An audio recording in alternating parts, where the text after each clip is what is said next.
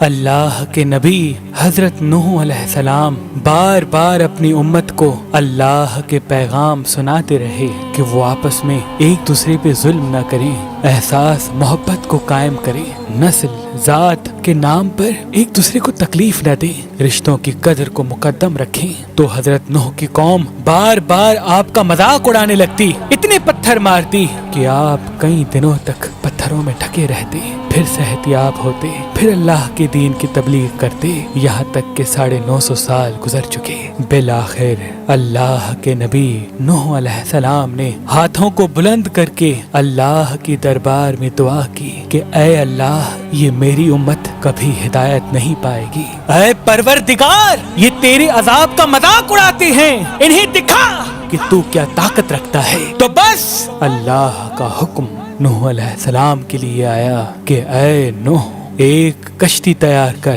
اور اس میں پورے جہان کے چرند پرند کو اور ان انسانوں کو شامل کر جو تم پہ ایمان لے آئے۔ تو یوں اللہ کے نبی حضرت نوح علیہ السلام نے درخت اگائے اور کشتی بنانے میں لگ گئے۔ وہ پوری قوم ہنستی رہی اور نوح علیہ السلام اللہ کے حکم کو تسلیم کر کے اپنے فعل میں مصروف رہے۔ تقریباً 100 سال کے بعد وہ کشتی تیار ہو گئی اور نوح علیہ السلام تمام چرند پرند کے جوڑوں کو ان کشتی میں سوار کر ہی رہے تھے کہ اتنی دیر میں سانپ اور بچھو آپ کی خدمت میں حاضر ہوئے اور کہنے لگے، اے اللہ کے نبی، اس نجات کی کشتی میں ہمیں بھی سوار کرو۔ اللہ کے نبی نوح علیہ السلام نے فرمایا، تم تو انسانوں کو تکلیف دیتے ہو، ان کو کاٹتے ہو۔ تو یوں سانپ اور بچھو رو کے اللہ کے نبی سے عرض کرنے لگے کہ اے اللہ کے نبی، آپ ہماری نسل کو بچائیں، ہم آپ سے وعدہ کرتے ہیں کہ جو بھی انسان سلام علی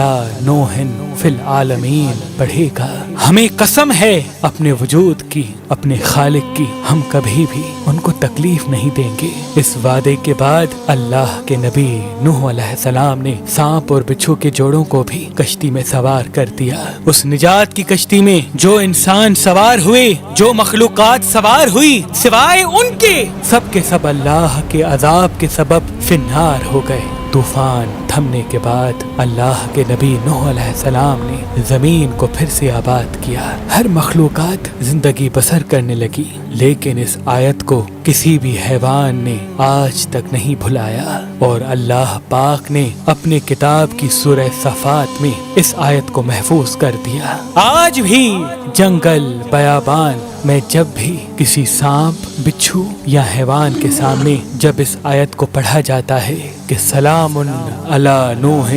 فی العالمین، تو سانپ ہو، بچھو ہو یا کوئی بھی حیوان و جن اس آیت کے احترام اور اس کے پسے پشت وعدے کو سمجھ کے اس انسان کے قریب نہیں آتا۔ بے شک اللہ نے اپنی کتاب میں ہر پریشانی، بیماری اور مصیبت کا علاج رکھا ہے،